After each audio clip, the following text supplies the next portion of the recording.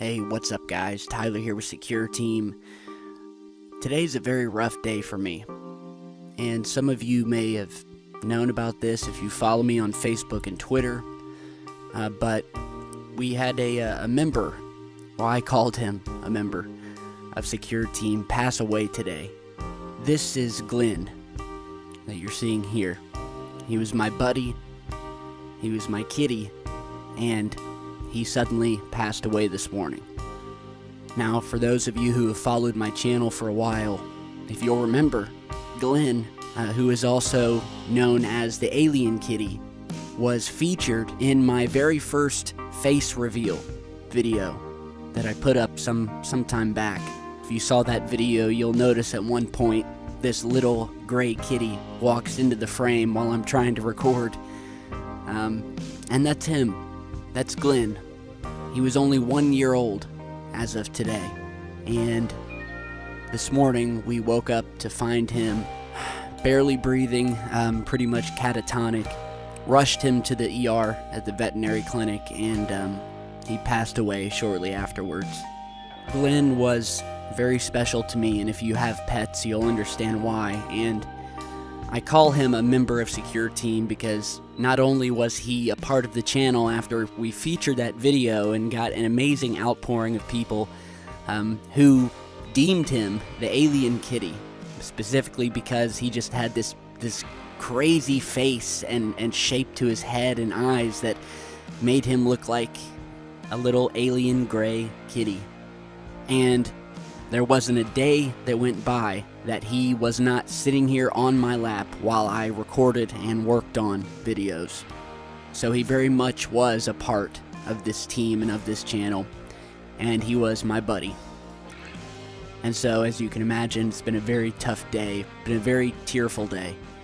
And again, I just want to say thank you to all of you who on Twitter and Facebook sent your condolences, and it really has helped because pets are members of the family, and when they're taken from you so suddenly, it just leaves you in a state of shock. But this is the little alien kitty. Our little alien gray, part of Secure Team, was with me every time I recorded a video, and he will be missed. So while I'm working through this today, I wanted to feature for you guys one of our very first Secure Team videos. It was a video way before I even started recording myself, back when I used to use text. Things were very clumsy, but this was one of the very first videos that started the channel, and it's with regards to Phil Schneider, who I'm sure many of you have heard of. He was a man who worked for the government and was involved with one of the most notorious conspiracies in ufology today, and that is the 1979 Dulce firefight. So, without further ado, I hope you guys all enjoy this, and after you watch it, I highly suggest watching some of Phil's other convention speeches and talks. So, thank you guys for watching, and I will get back to work and have a new video out very soon. So with that said, enjoy the video.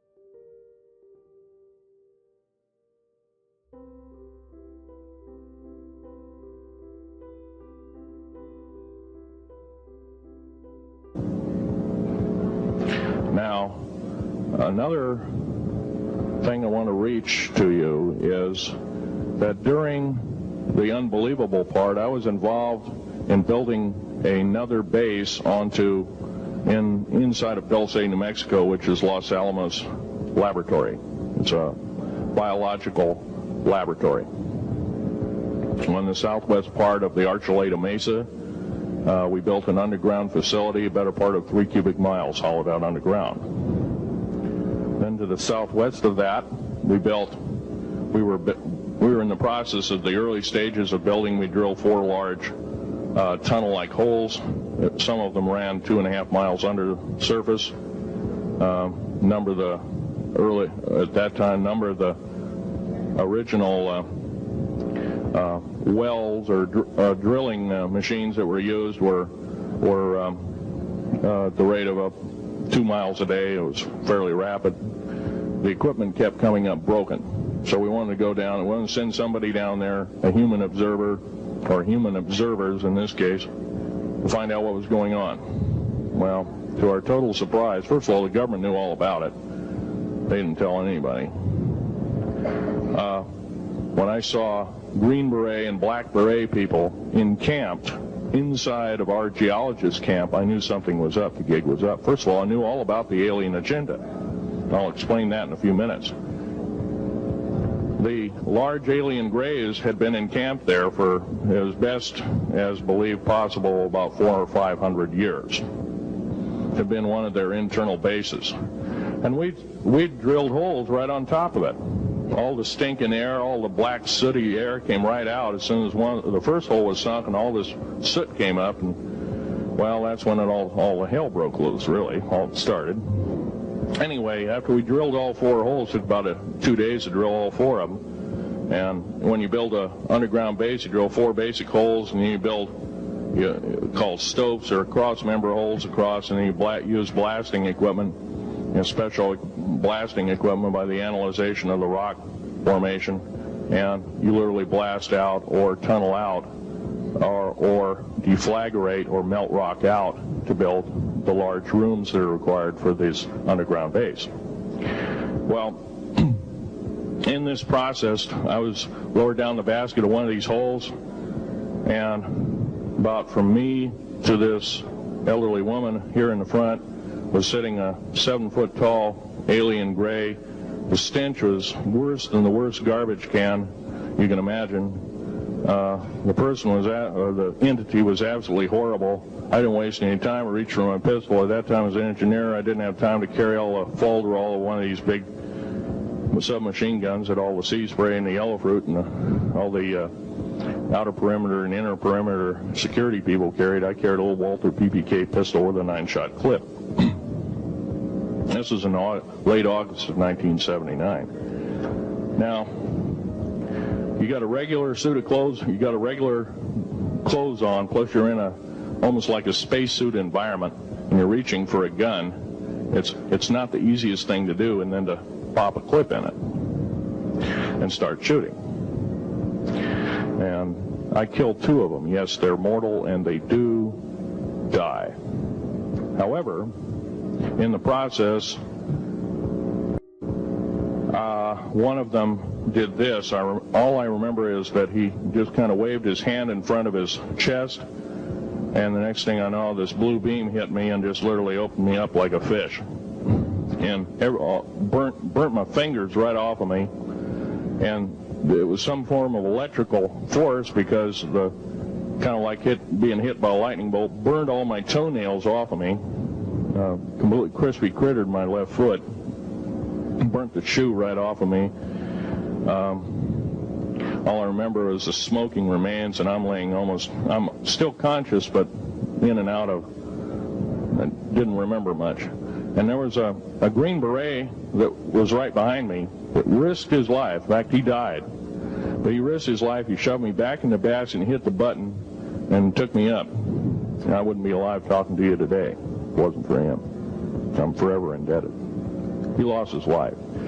66 Secret Service agents, Green Berets, Black Berets, crack troops lost their lives because the government, our United States government, lied, did not tell us anything about the alien threat. There's a war underneath there, and I'm talking dead serious. It's been going on since that time. Since late August of 1979, our military, the Russian military, basically the militaries of the world, have been in constant conflict with the outer space alien. The small gray, the large gray, the reptilians, the whole thing. There are 11 distinct races of aliens. 2 are benevolent. 1 had to leave here in a hurry because their world is under attack, both on the surface as well as underground. There, the Pleiadians. They're familiar. Maybe some of you are familiar with that. Would some of you raise your hands who've heard of Billy Meyer and some of the, very good, about half the group. Well, Billy Meyer is one of these lucky people that they figured, well, he's kind of a simple type, we'll show him everything. Well, these are the benevolent aliens, and they've been here helping us. In fact, I have a picture, let me reach for it here.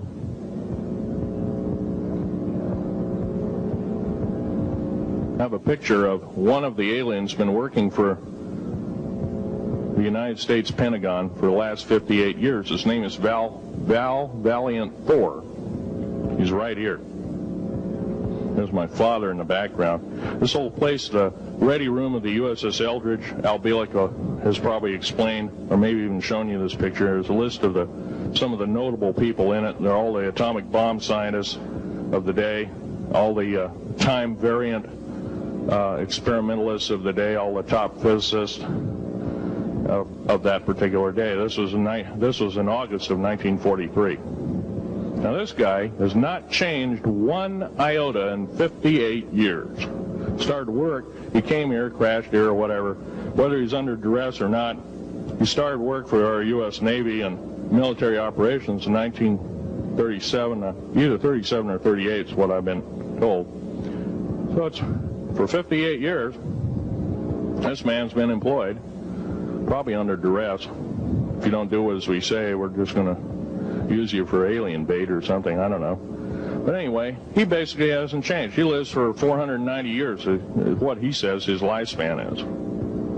Now, he was supposedly a semi-benevolent, he's a human-looking type person. He has 6 fingers and 6 toes, and he's got one oversized heart, 1 lung, giant lung. His blood vessels are bigger. He's got copper oxide for blood, similar to an octopus. His brain capacity 300 centimeters greater than ours. He has a thinking capacity, IQ, if you were to measure it, be totally off the scale, be about a 1200 IQ. He speaks 100 languages fluently, alien as well as others. He's a remarkable person. I had a chance to meet him one time.